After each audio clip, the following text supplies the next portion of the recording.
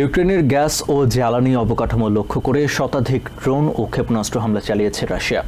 স্থানীয় সময় শনিবার ইউক্রেনের 6টি এলাকায় এসব হামলা চালানো হয়।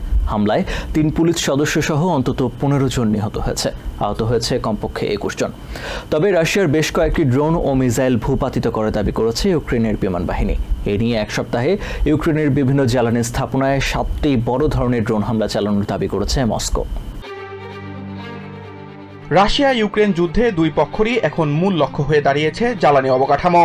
পাল্টাপাল্টি হামলায় জ্বালানি অবকাঠামো ধ্বংসের পাশাপাশি দিনে দিনে বাড়ছে হতাহতের সংখ্যা। বিপর্যস্ত হচ্ছে দেশগুলোর প্রধান গ্যাস ও তেল শোধনাগারগুলো।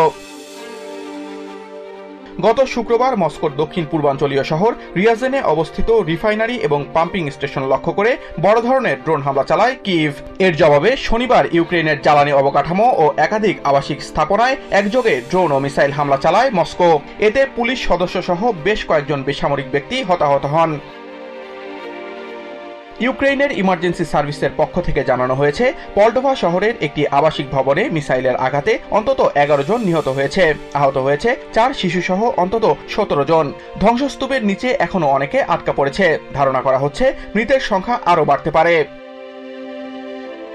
অন্যদিকে খার্কিভ শহরে রাশিয়ার ড্রোন হামলায় 1 জন নিহত ও 4 জন আহত হয়েছে বলে জানিয়েছেন শহরের মেয়র ইওর টেরিকভ। একই দিনে সংঘটিত আরেক হামলায় সুমি শহরে টহলরত অবস্থায় 3 পুলিশ কর্মকর্তা নিহত হয়েছে বলে নিশ্চিত করেছে স্থানীয় কর্তৃপক্ষ। ইউক্রেনের প্রতিরক্ষা বিভাগ জানিয়েছে, এদিন 6টি এলাকায় কমপক্ষে 123টি ড্রোন ও 40টিরও বেশি মিসাইল হামলা চালিয়েছে মস্কো। অবশ্য যার বেশিরভাগই প্রতিহত করার দাবি করেছে দেশটির বিমান বাহিনী। সামাজিক মাধ্যম টেলিগ্রামে এমন নৃশংস হামলার নিন্দা জানিয়েছেন ইউক্রেনের প্রেসিডেন্ট ভলোদিমির জেলেনস্কি। একই সাথে দেশটির আকাশ প্রতিরক্ষা ব্যবস্থা শক্তিশালী করতে আবারও বিশ্ব নেতাদের প্রতি আহ্বান জানান তিনি। গাজার বাসিন্দাদের ইজিপ্ট ও জর্ডানে আশ্রয় দিতে প্রেসিডেন্ট ডোনাল্ড ট্রাম্পের আহ্বান কঠোরভাবে প্রত্যাখ্যান করল আরব দেশগুলো। শনিবার কায়রো থেকে দেয়া যৌথ বিবৃতিতে ট্রাম্পের ওই আহ্বান প্রত্যাখ্যান করে সৌদি আরব, ইজিপ্ট, জর্ডান, কাতার সহ 6টি আরব দেশের পররাষ্ট্রমন্ত্রীরা। এর মধ্য দিয়ে কোনো অবস্থাতেই গাজার বাসিন্দাদের অন্য কোথাও স্থানান্তর করার বিপক্ষে শক্ত অবস্থানের কথা জানালেন তারা। এর আগে ট্রাম্পের ওই প্রস্তাব প্রত্যাখ্যান করে ইজিপ্ট ও জর্ডান। ইজিপ্ট ও জর্ডানে গাজার বাসিন্দাদের সরিয়ে নিতে প্রেসিডেন্ট ডোনাল্ড ট্রাম্পের আহ্বান জোরালোভাবে প্রত্যাখ্যান করলেন আরব নেতারা। ট্রাম্পের ওই প্রস্তাবের বিষয়ে শনিবার ইজিপ্টের কায়রোয় বৈঠকে বসেন আরব লীগ ও 6টি আরব দেশের শীর্ষ কূটনীতিকরা। এতে সৌদি আরব সহ অংশ নেন ইজিপ্ট, কাতার, জর্ডান, ইউএই ও প্যালেস্টাইনের পররাষ্ট্র মন্ত্রীরা। প্রেসিডেন্ট ট্রাম্পের প্রস্তাব নাকচ করে দিয়ে কোনো অবস্থাতেই গাজার বাসিন্দাদের অন্য কোথাও সরিয়ে না নেয়ার পক্ষে নিজেদের অনড় অবস্থানের কথা জানান আরব নেতারা। একই সঙ্গে কোনোভাবেই গাজার ভূখণ্ড অন্য কারো নিয়ন্ত্রণে না দেয়ার পক্ষে জোরালো অবস্থানের কথা জানান আরব দেশগুলোর প্রতিনিধিরা। এর আগে গত বৃহস্পতিবারও গাজার বাসিন্দাদের ইজিপ্ট ও জর্ডানে সরিয়ে নেয়ার আহ্বান জানান প্রেসিডেন্ট ট্রাম্প। যুদ্ধবিরতি কার্যকরের পরই সেখানকার বাস্তুচ্যুত বাসিন্দাদের ইজিপ্ট ও জর্ডানে সরিয়ে গাজায় পরিচ্ছন্ন অভিযান চালানোর প্রস্তাব দেন ট্রাম্প। তবে তা প্রত্যাখ্যান করেন ইজিপ্টের president Abdel Fattah al Sisi. এমনটা করা হলে ইজিপ্টের সাধারণ জনতা ও সেনাবাহিনী তা মেনে নেবে না বলেও হুঁশিয়ার করেন তিনি। দোহা ইনস্টিটিউট ফর গ্রাজুয়েট স্টাডিজের মোহাম্মদ আল মাসরি বলেন, ট্রাম্প সবসময় যা বলেন ও করতে চান তা অনেক সময়ই বাস্তবসম্মত হয় না।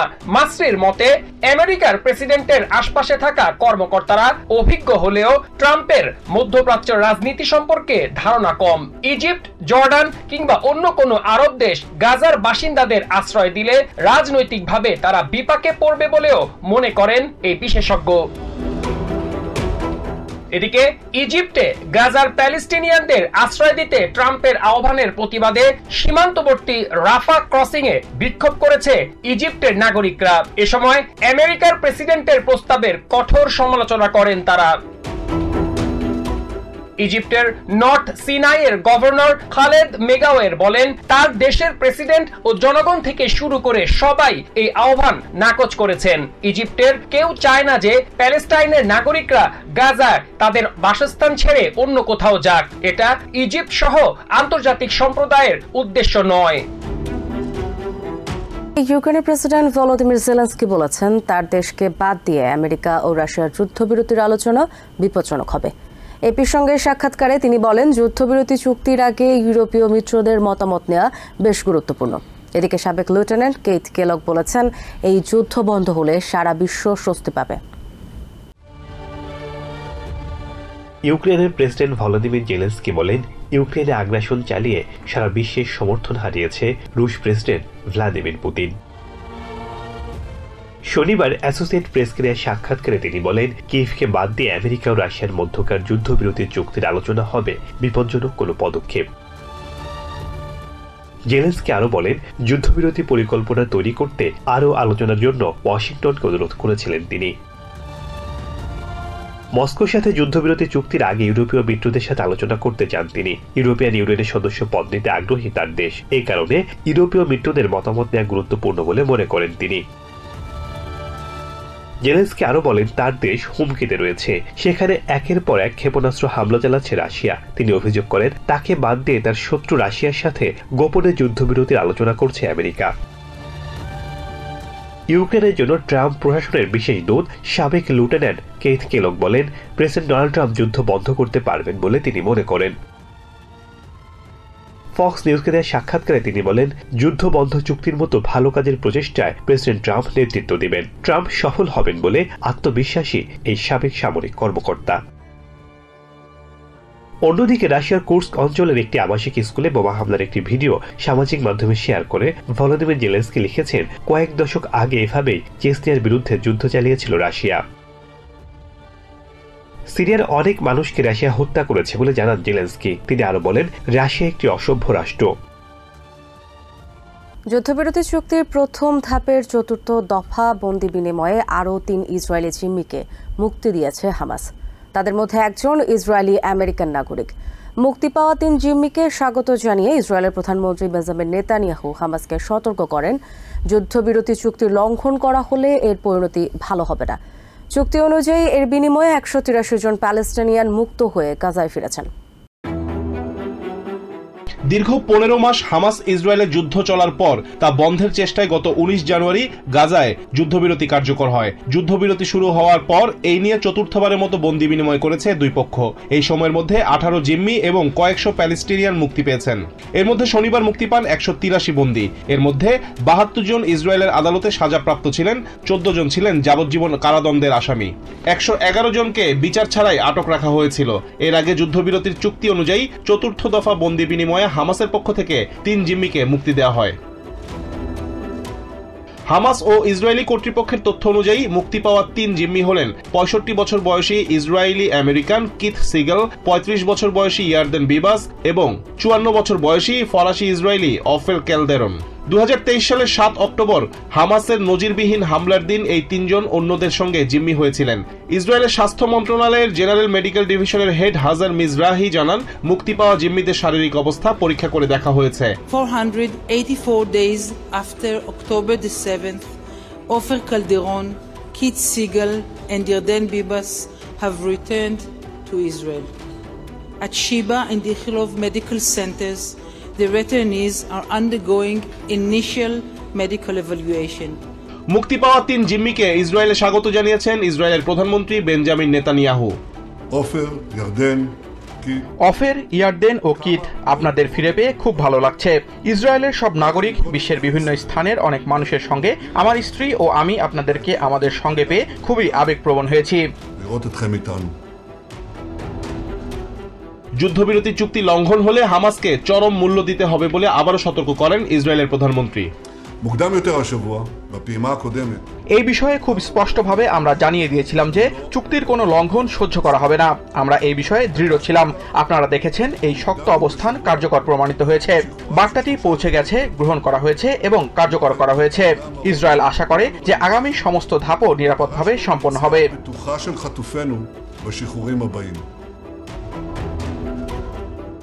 যুদ্ধবিরতি চুক্তির প্রথম দফার চতুর্থ ধাপে চুক্তি অনুযায়ী ইসরায়েলের অফার কারাগার থেকে প্যালেস্টাইনের বন্দীদের নিয়ে ফেরা বাস রামাল্লায় পৌঁছালে সেখানকার লোকজন আনন্দে মাতেন। 3টি বাসে করে মুক্তি পাওয়া প্যালেস্টিনিয়ানরা গাজার খান ইউনিস শহরে ফেরেন। এ সময় তাদের পরনে ধূসর পোশাক দেখা গেছে। তারা মুক্ত হয়ে ফেরায় হাজারো মানুষকে উল্লাস করতে দেখা যায়। এর আগে খান ইউনুস ও গাজা থেকে 3 জিম্মিকে আন্তর্জাতিক মানবাধিকার সংস্থা রেড ক্রসের কাছে হস্তান্তর করে হামাস। ইসরায়েলের সামরিক বাহিনী 3 জিম্মিকে মুক্তির বিষয়টি নিশ্চিত করে জানায় তারা সবাই নিরাপদে ইসরায়েলে ফিরেছেন। We want this war to end. So many people have suffered so much and it's been enough. And we want all our hostages back home. জিম্মি মুক্তি হওয়ায় স্বস্তি জানিয়ে ইসরায়েলের নাগরিকরা বলেন তারা অবিলম্বে যুদ্ধ বন্ধ দেখতে চান এবং সব জিম্মিকে নিরাপদে ফেরত পেতে চান।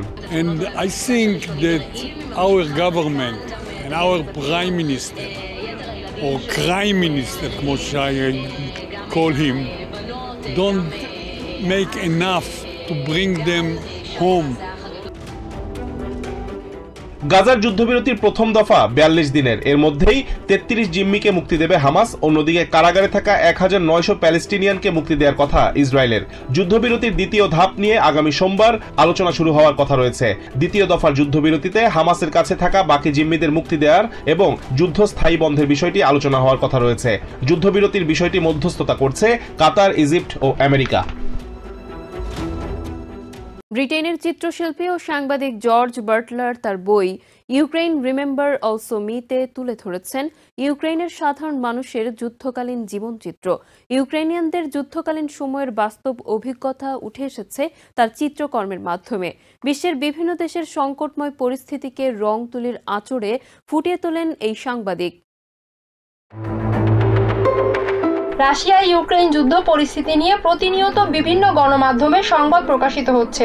সাংবাদিকরা জীবনের ঝুঁকি নিয়ে এসব তথ্য সংগ্রহ করে উপস্থাপন করছেন নিজেদের প্রতিবেদনে। ইউক্রেন যুদ্ধ নিয়ে কাজ করছেন ব্রিটেনের চিত্রশিল্পী ও প্রতিবেদক জর্জ বাটলারও। তবে তিনি যুদ্ধের বাস্তবিক চিত্র তুলে ধরেছেন ব্যতিক্রমী পন্থায়। কলম, কালি এবং জল রঙের মাধ্যমে অভিনব কায়দায় ইউক্রেনের যুদ্ধের বাস্তব চিত্র ফুটিয়ে তুলেছেন তিনি। পৃথিবীর বিভিন্ন দেশে ভ্রমণ করেছেন বাটলার। যা তিনি দেখেছেন তার সবকিছুই তুলে ধরেছেন অসাধারণ সব চিত্রকর্মে। ইয়েমেনের হুতি বিদ্রোহ, তুর্কির ভূমিকম্প পরবর্তী পরিস্থিতি কিংবা 2022 সালের মার্চে আফগানিস্তান ও সিরিয়ার সংঘাত, সবকিছুই বাটলার তার প্রতিবেদনে ফুটিয়ে তুলেছেন।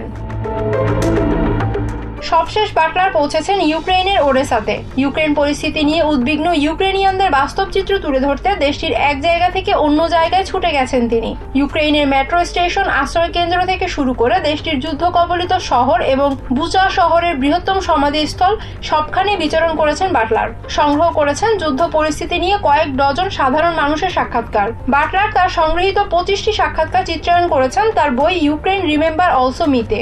বাটলার বলেন, ইউক্রেনের এই কঠিন সময়ে তার এই বইটি প্রাণোচ্ছল ও সাহসী ইউক্রেনিয়ানদের ধৈর্য ও আশার সাক্ষী হয়ে থাকবে। গাজায় যুদ্ধবিরতির পরবর্তী ধাপ অনেকটাই নির্ভর করছে প্রেসিডেন্ট ডোনাল্ড ট্রাম্পের ওপর। আগামী সপ্তাহে ইসরায়েলের প্রধানমন্ত্রী বেঞ্জামিন নেতানিয়াহুর ওয়াশিংটন সফরে এই নিয়ে আলোচনা হতে পারে, এমনটাই মনে করেন লন্ডন ভিত্তিক গবেষণা প্রতিষ্ঠান চ্যাটাম হাউসের মধ্যপ্রাচ্য বিষয়ক গবেষক ইওসি মেকেলবার্গ। গণমাধ্যমকে তিনি বলেন, ট্রাম্প একদিকে শান্তির কথা বলেন, অন্যদিকে ইসরায়েলে বোমা পাঠান। এর মাধ্যমে তিনি আবারও বিতর্ক সৃষ্টি করছেন। বুধবার গাজায় আরও এক দফা জিম্মি ও প্যালেস্টিনিয়ান বন্দীদের মুক্তি কার্যক্রম শেষ হয়েছে। যুদ্ধবিরতি কার্যকরের প্রথম ধাপে চতুর্থ দফায় এক ইসরায়েলি আমেরিকান সহ 3 জিম্মিকে মুক্তি দিয়েছে হামাস। অন্যদিকে ইসরায়েলের পক্ষ থেকে 183 প্যালেস্টিনিয়ান বন্দীকে মুক্তি দেওয়া হয়েছে। যুদ্ধবিরতির চুক্তি মেনে দুই পক্ষ জিম্মি ও বন্দী মুক্তি দিয়ে অব্যাহত রাখলেও বিশ্লেষকেরা যুদ্ধবিরতির পরবর্তী ধাপ নিয়ে উদ্বিগ্ন। লন্ডন ভিত্তিক গবেষণা প্রতিষ্ঠান চ্যাটাম হাউসের middle east and north Africa প্রোগ্রামের সিনিয়র কনসাল্টিং ফেলো ইওসি মেকেলবার্গ মনে করেন, যুদ্ধবিরতি দ্বিতীয় দফা কার্যকর হওয়া না হওয়া অনেকটা নির্ভর করছে প্রেসিডেন্ট ট্রাম্পের ওপর। একাধিক জরিপ বলছে, গাজায় যুদ্ধবিরতি কার্যকরের পর থেকে ইসরায়েলের প্রধানমন্ত্রী বেঞ্জামিন নেতানিয়াহুর গ্রহণযোগ্যতা বেড়েছে। তবে মেকেলবার্গ বললেন ভিন্ন কথা। বিগত বাইডেন প্রশাসন তেল আভিভের পাশে থাকলেও প্রেসিডেন্ট বাইডেনের সাথে নেতানিয়াহু সরকারের এক ধরনের দূরত্ব তৈরি হয়েছিল। এই বিশ্লেষক আরো বলেন, একদিকে শান্তির কথা বলে অন্যদিকে ইসরায়েলের 2000 পাউন্ডের বোমা পাঠিয়ে প্রেসিডেন্ট ট্রাম্প বিপরীতমুখী আচরণ করছেন। যুদ্ধবিরতি চুক্তির শর্ত মেনে 3 ইসরায়েলি জিম্মি মুক্তির বিনিময়ে 183 জন প্যালেস্টিনিয়ান বন্দীকে মুক্তি দিয়েছে ইসরায়েল। হামাস শনিবার চতুর্থ দফায় ইসরায়েলের 3 জিম্মিকে রেড ক্রসের হাতে হস্তান্তর করে। এরপরেই ইসরায়েলি সামরিক বাহিনীর হেলিকপ্টারে করে তাদের তেল আভিভ নেওয়া হয়েছে। জিম্মিদের মুক্তির পরপরই ইসরায়েলের কারাগারে বন্দী 183 জন প্যালেস্টিনিয়ানকে মুক্তি দিয়েছে ইসরায়েলি কর্তৃপক্ষ। মুক্তি পাওয়া প্যালেস্টিনিয়ানরা রামাল্লাহ ও গাজার খান ইউনিসে তাদের পরিবারের কাছে ফিরে গেছেন। ইসরায়েল হামাস যুদ্ধবিরতি চুক্তির আওতায় শনিবার চতুর্থ দফায় আরো 3 জিম্মিকে মুক্তি দিয়েছে প্যালেস্টাইনের স্বাধীনতাকামী সংগঠন হামাস। কয়েকশো হামাস যোদ্ধার উপস্থিতিতে জিম্মিদের আন্তর্জাতিক সংস্থা রেড ক্রসের কাছে হস্তান্তর করা হয়। যোদ্ধাদের পাশাপাশি কয়েকশো উৎসুক প্যালেস্টাইনিয়ান এ সময় সেখানে ভিড় করেন। প্রথমে ফ্রেঞ্চ ইসরায়েলি অফার কালদেরন ও ইসরায়েলি ইয়ার্ডেন বিবাসকে গাজার খান ইউনিসের রেড ক্রসের হাতে তুলে দেওয়া হয়। এর কিছুক্ষণ পরেই গাজা সিটিতে সংস্থাটির কর্মীদের কাছে হস্তান্তর করা হয় আমেরিকান ইসরায়েলি কিথ সিগেলকে। মুক্তি পাওয়া জিম্মিরা আইডিএফ এর পৃথক হেলিকপ্টারে করে তেল আবিবে পৌঁছেছেন। সেখানে প্রাথমিক স্বাস্থ্য পরীক্ষা শেষে পরিবারের সদস্যদের সাথে বাড়ি ফিরবেন সদ্য মুক্তি পাওয়া জিম্মিরা। এদিকে 3 জিম্মিকে শুভেচ্ছা জানিয়েছেন ইসরায়েলের প্রধানমন্ত্রী বেঞ্জামিন নেতানিয়াহু। 3 জিম্মির বিনিময়ে শনিবার ইসরায়েলি কারাগার থেকে মুক্তি পেয়েছেন 183 জন প্যালেস্টিনিয়ান। মুক্তি পাওয়া 150 জন প্যালেস্টিনিয়ান খান ইউনিসের ইউরোপিয়ান হসপিটালে স্বাস্থ্য পরীক্ষা শেষে পরিবারের সদস্যদের কাছে ফিরতে শুরু করেছেন। বন্দীদের পরিবারের স্বজন ও প্যালেস্টিনিয়ানরা আনন্দ উদযাপনের মাধ্যমে তাদের বরণ করে নিয়েছেন। এছাড়া মুক্তি পাওয়া অপর 32 জন প্যালেস্টিনিয়ান বন্দী অধিকৃত ওয়েস্ট ব্যাংকের রামাল্লায় পৌঁছেছেন। এ সময় সেখানে তাদের বরণ করে নিতে উপস্থিত হন কয়েক হাজার প্যালেস্টিনিয়ান। আনন্দ উল্লাসের মাধ্যমে মুক্তি পাওয়া বন্দীদের স্বাগত জানান তারা। এ সময় পরিবারের স্বজনদের সাথে দেখা করে অনেকেই আবেগ আপ্লুত হয়ে পড়েন। এদিকে দীর্ঘ 9 মাস পর খুলে দেওয়া হয়েছে ইজিপ্ট রাফা সীমান্ত।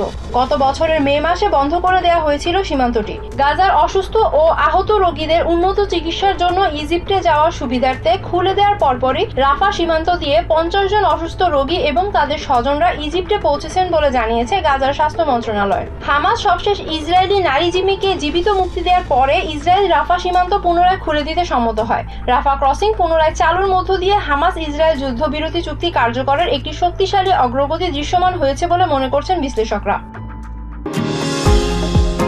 নিউ ইয়র্ক থেকে সম্প্রচারিত TVN 24 টেলিভিশন বিশ্বজুড়ে বাঙালির কণ্ঠস্বর।